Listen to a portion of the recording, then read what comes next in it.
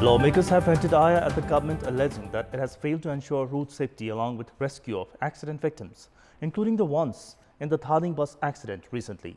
They have also sought response from ministers over the failure in implementing the regulation regarding taxi fares and other issues related to public concern. Good morning, I'm Amit Bakrel and these are the top stories this hour. Government refrains from unveiling information on Prime Minister Oli's health and schedule of returning home. Public uninformed due to government holding back information. Domestically produced cement significantly cost more than produced in India, causes soaring project expenses. Industrialists elated while consumers compelled to bear the brunt. Hong Kong police once again clashes with anti-government protesters as the city enters its 10th week of mass demonstrations and unrest. Manchester United humbled Chelsea 4-0 in their very first match at the English Premier League this season. Man U's first victory against Chelsea since 1965 with a Hughes Martin. People belonging to Muslim community are celebrating Bakr Eid festival today, the greatest festival of Islamic community. Muslim devotees have thronged mosques at various parts of the country from early morning today. The festival, also known as Eid al-Adha, falls on the 70th day after the Ramadan, the 9th month of the Hijri, as per the Islamic lunar calendar. Meanwhile, President Bidya Devi Bhandari has extended best wishes to all Muslim community members in the country and abroad for their happiness, peace, prosperity and good health on the occasion of Bakr Eid. Prime Minister KP Sharma Oli has been in Singapore for medical treatment since 3rd week of August. However, details concerning the Prime Minister's treatment has not been made public by the government as of yet. Instead, the Prime Minister's date of return has been rescheduled twice. Prime Minister Oli left for Singapore with his personal physician on 3rd of August. The Prime Minister was scheduled to return home after completing his health checkup. However, it was unofficially announced that the Prime Minister's arrival date was changed. The date of his arrival was again rescheduled for today. The report of the Prime Minister's health checkup and his schedule of returning home have neither been officially announced by the Prime Minister's office nor by the personal secretariat of the Prime Minister.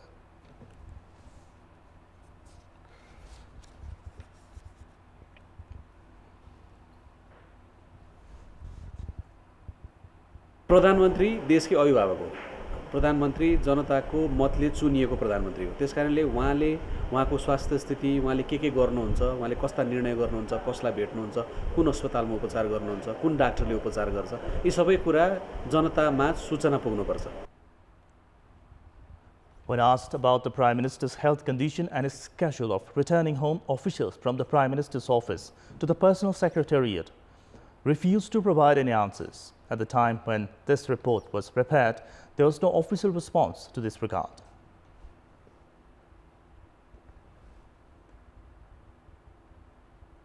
आफ्नो देशको प्रधानमन्त्री उपचारको सन्दर्भमा उहाँको अवस्था के छ, उहाँ कहिले स्वदेश फर्किनुहुन्छ अथवा त्यहाँ बस्दा पनि के गरिरहनु भएको छ भनेर जान्न पाउने, यो सामान्य जानकारी जान्न पाउने नेपाली जनताको अधिकार हो। त्यसमा पनि सामान्य प्रधानमन्त्री उपचारको सन्दर्भमा सिंगापुर रहनु भएको कारणले नेपाली जनतामा आफ्नो देशको प्रधानमन्त्रीको स्वास्थ्य अवस्थाका बारेमा चिन्ता पनि छ, चासो पनि छ।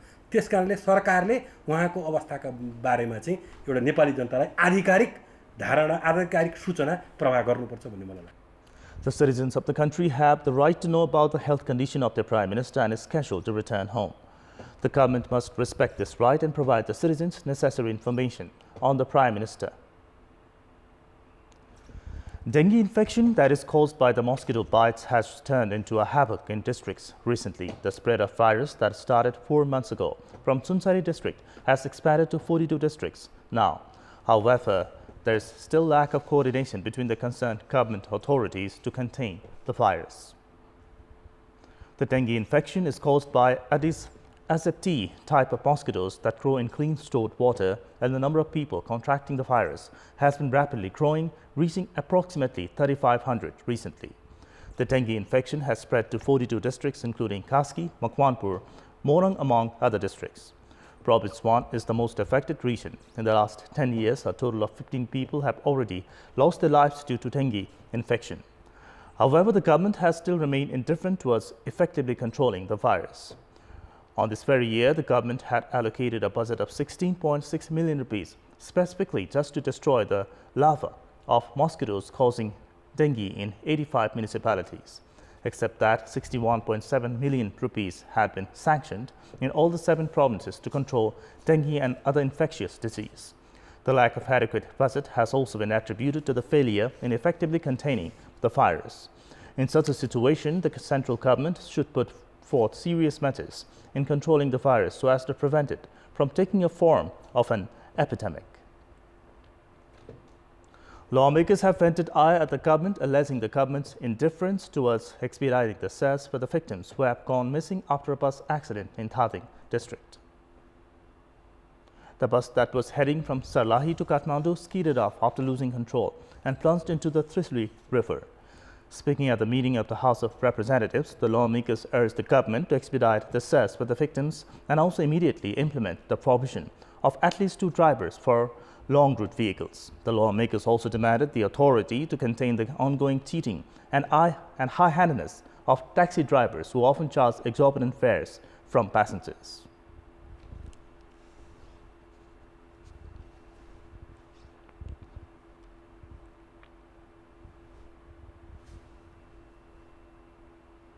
यो मुलुकमा सरकार छ कि छैन, जनताको जीवधनको सुरक्षा गर्न खोजेको हो कि होइन, साथसाथै के सरकार मात्र भ्रष्टाचारको लागि मात्र हो?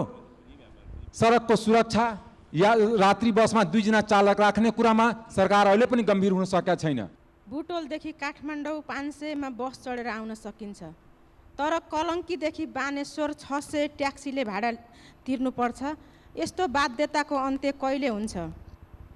सरकारले मिटर चलाउने आदेश गरेको भने तापनि ट्याक्सी ड्राइभरले हामी मर्कामा छौँ, मिटरमा लिन सकिँदैन भनेर मुखमा आएको बोली बोलेर गाउँबाट आएका नयाँ मान्छे र बिरामी शिकार बनेका छन्।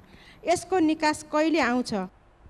At the meeting, lawmaker of ruling Nepal Communist Party, Khagaraj Adhikari, said that construction of the Kaligandaki diversion, as has been recently proposed, would render the Deep Khat area without water and negatively impact irrigation projects like Chapakot, among other projects.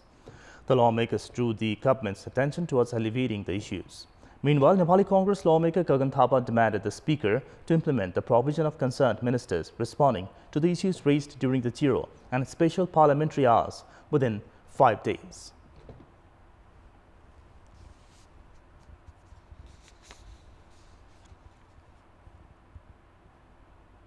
यो नियमको कार्यान्वयन किन नभएको?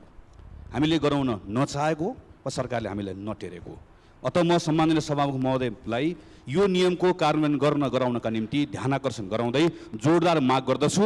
हामीले बोलेको कुराको जवाफ 5 दिनभित्र हामीले उठाएका प्रश्नको जवाफ प्राप्त गर्नुपर्छ। अन्यथा यहाँ बोल्नु र बाहिर सिँढीमा गएर बोल्नुमा केही पनि फरक रहँदैन। The parliamentary meeting endorsed the bills on police integration along with supervision, work execution and coordination of the Nepal police and the provincial police force as well. And time now for a short break. For more news, do stay with us. Welcome back after the break. The domestic industries have imposed syndicate in cement production. The increase in customs charges on imported cement, influenced by the industry owners, has added financial burden on the domestic consumers. Likewise, it has led to unreasonable rise in the expenses of different development projects. A 50-kilogram bag of OPC cement cost 440 Nepalese rupees in the Indian market. However, the same cement produced in Nepal costs 750 rupees per bag. The government has imposed customs charge of 202 rupees per bag for the cement imported from India. By adding the transportation cost, the cement imported from India ends up costing the same price as the cement produced in Nepal. The import of Indian cement has virtually turned extinct in recent days due to the same reason. The government has imposed unreasonable customs duty on the imported cement in the pretext of relieving Nepal from the dependency on foreign cement. However, the direct brunt of this has been borne by the Nepalese consumers. The significant increase in the price of cement has also been leading to much more expenses when it comes to infrastructure development projects. One of the crucial sources of income for the government is customs duty imposed on imported products. Nonetheless, in the case of cement price, the government has clearly related to the interest of the domestic businesses without giving due consideration to open competitive market. It's time now for the international update.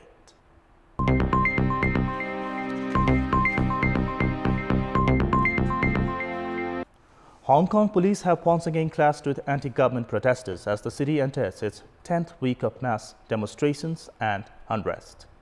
Police fired tear gas across the city on Sunday night, including into an enclosed railway station. In the Wan Chai district, petrol bombs and bricks were thrown at riot police, who responded by charging at protesters with batons. A number of people, including a police officer, were injured in the clashes. Police were also filmed firing rubber bullets at close range inside a subway station, while other officers were seen beating people with batons on an escalator. 2 months of demonstrations sparked by a controversial extradition bill show no signs of abating, with both sides hardening their stance. Although the government has now suspended the bill, which would have allowed extraditions to mainland China, demonstrators want it to be fully withdrawn. The demands have broadened to include calls for an independent inquiry into alleged police brutality and for Hong Kong's leader Carrie Lam to resign. And time now for another short break. For more news, to stay with us. In our Public Voice segment, we had asked the Muslim religious leaders in Butwal what should be done to contain the madrasa education in the mainstream education system. मदरसा एजुकेसनलाई प्रभावकारी बनाउनको लागि, सर्वसुलभ बनाउनको लागि आजको समाजको आवश्यकताको लागि एकीकृत पाठ्यक्रममा दुईटै धर्मका छ पाठ्यक्रममा समावेश गर्नुपर्छ। मदरसाहरूलाई स्कुलको सारा सरकारले ल्याउनुपर्छ, मान्यता दिनुपर्छ। हमें 4वटा मास्टर चाहिए, 4वटा मौलाना साहब चाहिए। ये चारों सब हमें गएपछि हाम्रा बच्चा यतातिर 10 क्लाससम्म हामी जान्छ। नेपाल सरकारले ब्रिज कोर्सको व्यवस्था गर्नुपर्छ। जो मौलवी जो मौलानाहरू हुनुहुन्छ उहाँहरूको चाहिँ जुन डिग्री छ हैन त्यसको मान्यता चाहिँ राज्यले दिनु पर्यो, किनभने उहाँहरूको जुन डिग्री छ त्यसको समकक्षता भयो भने चाहिँ उहाँहरूले चाहिँ राम्रोसँग पढाउन पाउनुहुन्छ। नेपाल सरकारको पाठ्यक्रमको हिसाबमा वेटेज पुग्दैन भने त्यतिको कुरा थप गर्ने र हामीले पढाउँदै आएको हाम्रा त्यही परम्परागत किताबहरूलाई मान्यता दिए त्यो एकैछिनमा समाधान हुने कुराहरू हो।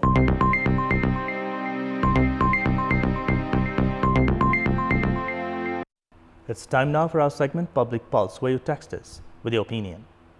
Public Pulse. And the question is, what's your say on the government's statement of not being able to control dengue?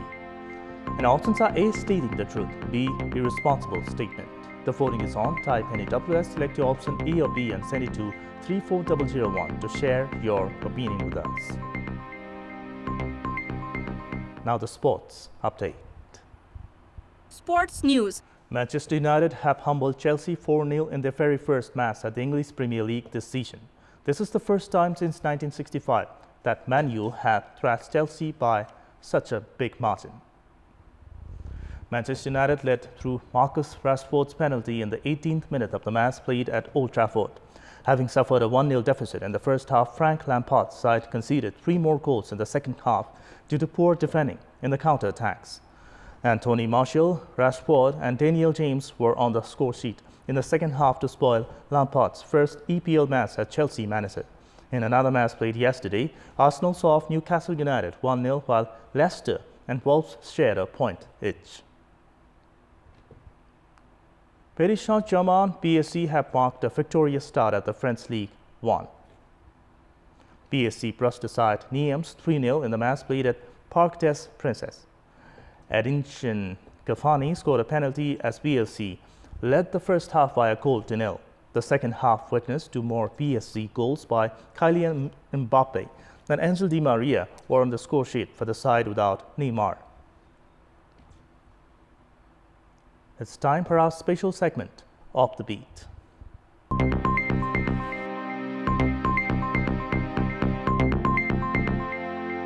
In an interesting development, Province 2 has started what it calls a purification campaign of the police force following widespread complaints that illegal activities were mushrooming under the protection of the police. The Province 2 government has stated that for the success of the zero tolerance against corruption, there is going to be immediate reward and punishment campaign from now onwards. There has been massive grievances of smuggling, criminal activities including rape and killings, drugs trade among others, all harboring due to open border and under the police protection. The government has taken action against 1 DSP and 280 other police officials, while awarded 1 SP and 259 other officials for their commendable works. It is difficult to find any locals in the different settlements of Gume rural municipality in West Rukum. The locals have climbed up the hill to dodge the summer heat and to provide fresh green leaves to their cattle. The hills here thus echo with the sound of the cattle and the hustle and bustle of the locals who seem delighted with their various activities. This Ramli Upper Hill is located at a height of 2500 meters in Rukum West's Gume rural municipality. Spending about a month at the upper hills with their cattle is an annual routine of these locals. They mainly involve in grazing and milking of their cattle, cutting grass and other rural activities of building cowshed among others. Their lifestyle may not be easy, but they have time to hum a few local tunes. This is Prarambha Dahal for Kantipur News Desk.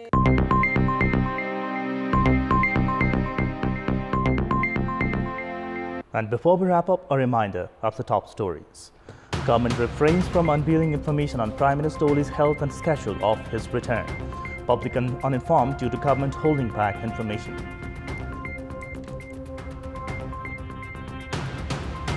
Domestically produced cement significantly cost more than produced in India, causes soaring project expenses. Industrialists elated while consumers compelled to bear the brunt. Hong Kong police once again clashes with anti-government protesters as the city enters its 10th week of mass demonstrations and unrest.